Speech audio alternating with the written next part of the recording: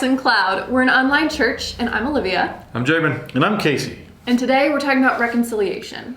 Yeah, we've been on a series about forgiveness, and we've hit on a few different themes within it. Today we're going to get into the ultimate desire or hope for fully lived out forgiveness. And this is a tough one. This is not a promised one for forgiveness. You are required by biblical standards to always forgive. Ultimate fulfillment? Yeah. All right. If you and I are at odds with one another, we can forgive one another, Right? which means you've released all the debt that I owed you. Mm-hmm. I've released all the debt that you owed me. But there may not be we may not be able to always reconcile after that. Right. Which for us, we have been able to. We've gone through some moments at times that have been tough, but Yeah, especially that first time when I met him. Ugh. I was gonna say, Casey's sitting over there like, we have?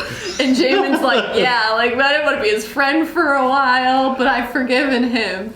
I mean, in the beginning, oh man, it was a thing. Oh, I got it backwards. Just kidding. he says I was a jerk when he met me. I guess it's probably true. I don't know. Whatever. It was like... We don't need to talk about it. All right, fine. Go ahead. Fine. Whatever. Tell everyone about how I'm a jerk. I mean, in the beginning, I remember like being like, oh, we should play sometime. And then Jamin just being like, psh, I have a band. I don't need to play with you. Psh. I remember that being a thing. Okay. Sorry. You were trying to be newfangled famous. So And now at the you time. play every week together. I mean, pretty much. Yeah. Wow. Forgiveness. But I mean, like, we've had little things here and there. I remember there was one time I made you mad with something I had posted, and like, I could tell that you were upset at church, and like, I caught you on the side and said, dude, this relationship's too important to me for this to be like a problem between us. What do we need to do? And like, during service, I think we tried to fix it. Right. You know? And like, that was just like, that's one moment. I don't even remember that anymore. I do, because I initiated the awkward conversation. That makes sense. Which is hard to do. It is hard to do. But like, that was a moment of, I see that there's going to be a root here that's going to create problems if I don't address this right away. And I've got the weight of trying to keep this service going right now. And I also have this weight that I can tell is a problem that I wasn't sure if it was a problem about. But I could tell, let's just deal with it now because I can't handle both weights tonight. Right? But needless to say, like, that's easy to reconcile from. Whatever it was, Casey doesn't even remember it anymore. Nope. I do, but I'm not going to bring it up if he doesn't remember. I don't remember. But then there are other moments where you have just been hurt so badly. It does not matter how badly, you are still required by the Bible to forgive. We've talked about that in previous episodes. You have to. It is a biblical command. Jesus expects that if you're going to be forgiven by him, you have to forgive whatever anyone's done to you. That is the radical command of a king who has radically forgiven us already. There's then the hopeful expectation that we might reconcile and be a testimony to the rest of the world of just how beautiful forgiveness can really be. But reconciling takes two to tango. Forgiveness you can do by yourself. In fact, you can forgive someone who's dead, right? Like, if someone hurt you horribly to the very day that they died and then they passed away, you can't have a conversation with them to reconcile. You can't go to them and try to fix it. They are gone. All you can do at this point is you still have the ability to forgive them for what they've done and to release them of the weight, even though they're gone. But you can't fix that situation anymore. So reconciliation is not always possible, but forgiveness always is to the very end. But yeah, people who have been really, really hurt by one another, not small little thing like I was mentioning earlier. Yeah. But people who have been really, really hurt, they can forgive, but they can't always move past it. Sometimes it's too hard. And Paul tells us, as far as it is, like, as far as you can for you, you have to do what you can. But again, if you're gonna fix it together, that takes more. So if you guys have any stories of reconciliation where that fullness is lived out, whether you've heard of a story or seen it in your own life. Wow. This makes me feel like I'm horrible at forgiveness. I mean, I remember. Maybe you just don't make a lot of enemies. I don't know. I mean, the most prominent that comes to mind is actually your story. Dang it. I mean, it is. So that partially because you talked about it last Wednesday on Ravenbrook. I thought you were talking about me being a jerk in college. No. This is. I'm thinking. I was on the sideline for that story. Yeah. And we can go into that story. So Casey was on the board, right? So me and my associate pastor were having very strong fights at the time. It was mostly just because we were both gifted at the same thing. So there was a lot of overlap of, here's the right way to do this. No, this is the right way to do this. No, remember I, am leading. Yeah, but you're not leading, right? Whatever the case may be. She's very, very gifted at all the same kind of things that I do. Partially because she's been called to do the same kind of things that I do, which is clear by the fact that she has now planted a church since then and done those things. But no matter what we did, we continually fell back into it. So my big part of the story that I remember the day I gave up, I felt like this will never be fixed. And we might just have to keep working together miserably or until it implodes in some way for the whole church to see, and it'll just be painful. I was sitting on my front steps in my front yard, and I was just sitting there praying, and it's like, I'm done. I sat there for like an hour moping. And then I was like, all right, I'm going inside. And it was like in that moment, I suddenly had the thought, okay, you've talked a lot about the Sermon on the Mount, Jamin. Now you got to do it. And it's like, no. Bless your enemies. Like, oh, no. I don't want to. Yeah, well, that's how it started. Then suddenly my mind just rapidly changed to, all right, like, I don't know what else to do. Sure, let's try it the Jesus way and see if that works.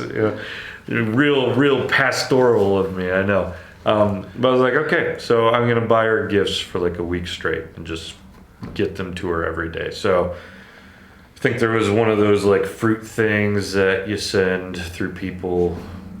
You know what I'm talking about? Fruit baskets? It's not a fruit basket. It's like a fruit art. You know what I'm talking about? Fruit basket. You order it and they build this fruit thing and they deliver it to you. I think it's a fruit basket. That's not what it's called. That sounds stupid. Fruit basket's just like, here's a basket of apples. This is like, I cut your cantaloupe in the shape of stars and put them into a pineapple like a wand. Fruit basket. Fine, it was a fruit basket. There was that. There was Bath and Body Works. There was coffee gift card. Like every day I was doing this, and like this was hard because I did not really want to do this. Yeah, I remember like you telling me at the time. It was like, I don't like you right now, but here, take the gift. Like I remember you talking to me later about that. It was mixed motives. I have to be honest about it because I didn't want to do it, but I was doing it to try to be obedient to what I felt like Jesus was telling me I had to do. And so I'd watch her get the gifts, and she posts everything online. So I would watch from the sidelines, and part of me was softened by it because on one hand I'm watching her talk about how I'm the greatest person in the world. She doesn't know it's me, We're at huge odds. She's crying at night about how I've hurt her, and she's celebrating in the day about how I'm blessing her. It's a very confusing time. And so she's getting these gifts, and she doesn't know it's me, and I'm watching her post online like, thank you you don't know how much this means to me. I'm like, okay, I want to be mad at you, but apparently I'm making your life better. Maybe we could be friends. I was like, It's confusing. And so like every day, something new and something. And then there's other parts of me that are still bitter. Like, oh, you wait till you find out it's me. We'll see your true intents. You know, like, will you be like, oh, it was you? Or will you like be blessed by it? You know, and the final day, the gift was just a framed picture of her and I hanging out at Meyer wearing the same clothes by accident. You know, like, and like, I'm like, this is the day. We're going to find out. Like, does it all fall apart when she sees this, or does this fix it? And she gets that picture and like so touched that it was me, and it repaired the situation. I was like, oh, reconciliation! Like we've not only jumped past forgiveness, but we've gotten to reconciliation for 1 week, maybe 2. Eventually, there was something to disagree about again, and immediately we went like full reverse to where we were before. I even like I hate the statement I made, like something about the gifts. Like I was just angry as something like, those were supposed to turn you around. You know, like that wasn't the reason that they were given, but that was part of my hope is like, maybe this will fix the problems that we're having. It's like, no, you're just blessed regardless of where it goes. That's what Jesus calls us to. He doesn't promise that if you walk that extra mile, it's going to work out for you. Yeah. If you turn the other cheek. He doesn't say, they won't slap you again. They very well might slap you again. Either way, it imploded all over again. And I had to kind of keep living in that blessing moment anyways. I think I compelled the board to like give $750 to the church that she went to plant. Somehow I was put in charge of her celebration ceremony. You know, it's like just, and I had to go buy the gifts. I'm like, this is really hard. You know, like I've already done this once during this, you know, but like it's just constantly back to that. And then God convicted us both over time. At one point she said, sorry. I literally felt something fall off my back. I don't even know how to explain it. It was like a spiritual, it felt like claws in my shoulders just, oh no, she texted sorry, I'm out. You know, like it just like fell off. It's like, what the heck was that? Like Wait, there was like a gremlin up your that's back? what it felt like. I will never know how to explain that situation. But there I am, I pick up my phone, it's like, sorry. I'm like, ah! It's like, what? And like I could breathe for the first time in forever. I was like, what just happened? Like, is there someone in this room? You know, it was weird. And then ultimately, at a ceremony that she had on serving other people at her church, she made me go over and she washed my feet, which sounds weird in our context, but you know, from the biblical story of Jesus washing the feet of his disciples, including Judas, you know, this one who's going to hurt him so badly and get him killed. That was what she did for me, and then I did for her. And at that moment, that was like the ultimate, okay, this is done, you know. Now we're not only friends, but family. There's been like the full reconciliation. I don't have that story for everyone else though. And Casey knows just how like dense this situation was. He was on the board. He heard some of the... I heard most of everything, actually. Yeah. Well, because you're also my friend, and you're the one that I was talking to the most. But it was not pretty. It was not something you would think reconciliation would be at the end. Right. But if you hand things over to Jesus, it can happen. Shane Claiborne, in one of his books, it's just like story of reconciliation after reconciliation. There are people he writes about like they killed their son to steal his wallet and found $5. They killed his son over $5. And yet these people are trying to fight that this man does not get the death penalty because Jesus doesn't want him to die. He wants him to be redeemed. They're fighting over their son's murderer to not get the death penalty. Not only that, but like they seem to have become friends with him as they've worked with him over the time and as they've gone to court and tried to fight that he not get the death penalty. That's a Jesus kind of reconciliation. That's not human reconciliation. I remember one speaker at a conference from another country. Someone called him up on the phone. They're like, hey, really excited. Here's how many people got baptized at our church this year. It's like, that wasn't very many. Like last year, you called me like 4 times as much. Why are you so excited this year? It's like, well, 3 of the people who got baptized tied my wife to a tree and raped her in front of me. And yet we went and prayed for them and made them our friends and got them saved. Like, ain't no human story ever gonna tell a story like that. There's not many people who will ever create any kind of reconciliation, let alone forgiveness after something like that. In many ways, we even feel like that just almost feels wrong to forgive, even though Jesus calls us to forgive it. And yet these people go the extra mile to, yeah, they did that. And so his wife and him and others went and shared the gospel with them and got them saved. Like, those stories are real. They do exist. And they certainly are testimonies of just how crazy reconciliation can be. Do you remember the story of the Amish shooter? You might have been really young at that time. Yeah. Because I don't know if I remember seeing it in the news. I just remember the story after. Oh, I remember seeing the news. Yeah, guy walks into an Amish schoolhouse, shoots plenty of them. A few. One girl still to this day like handicapped from it, I think, and then he kills himself. And the Amish responded by forgiving him and then getting, I think, a college fund together for his kids and going to his funeral to attend it on behalf of the rest of the family, who's both surprised at what's happened, horribly surprised, and trying to deal with how to process this. Like, that's the radical forgiveness. And I think that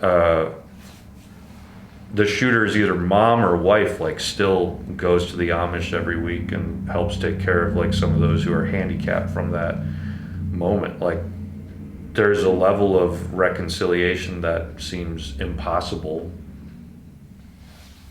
and forgiveness that seems impossible, but it comes about because that's just what the gospel does if we allow it. And we'll never naturally allow it. I would have never naturally bought gifts for my enemy. Right. Never. Would have never thought of that. That was a Jesus thing. We have to choose to decide if we're going to do what Jesus calls us to do, or if we're just going to say it's not worth it. It always takes 2 to tango. Not everyone's going to be open to reconciliation. But if we follow Jesus closely enough and we go a radical distance, sometimes we'll get there. Well, with that, this has been a little bit of a mini series on forgiveness. And today's the final kind of episode on that is forgiveness when it's lived out in its fullness extent. What can happen? We encourage you, whatever you're dealing with, pursue inner healing with it, pursue reconciliation with it, and pursue releasing it. That will release you as well. Even secular people have caught on to that. There was a woman, she was a Jew who was caught up in a concentration camp, and she's not even a Christian, and yet all she does now is preach forgiveness, because when she forgave, she was a twin. And if you know anything about what that meant in Nazi Germany, it means that a lot of horrible experiments were done to her and her sister. And her sister didn't survive, if I remember right, and she did. And to forgive all of that, she preaches it to the end, that is, she would even say, like, we forgive partially for ourselves, not always for other people. What it does to us internally is very powerful and releases us from the bondage that it holds over us. I think if someone who's not following Jesus can catch on to that, then we all can. So forgive. And then if they hurt you again, forgive. And so goes the pattern.